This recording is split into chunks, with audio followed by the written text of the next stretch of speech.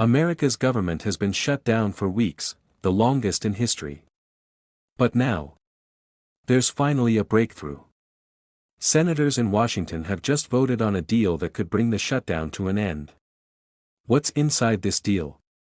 And who's breaking party lines to make it happen? Let's find out. Backhand index pointing down. The United States Senate has voted to move forward with a stopgap funding bill aimed at ending the country's longest government shutdown. In Sunday's key vote, 60 senators supported the measure and 40 opposed, clearing the way for final debate and passage in the coming days.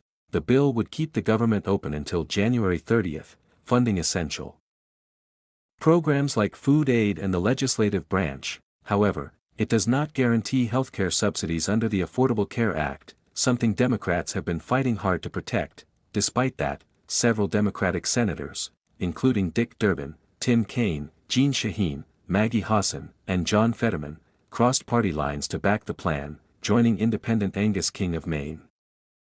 According to Washington correspondent Mike Hanna, this was a cloture vote, a key step allowing the Senate to continue debate.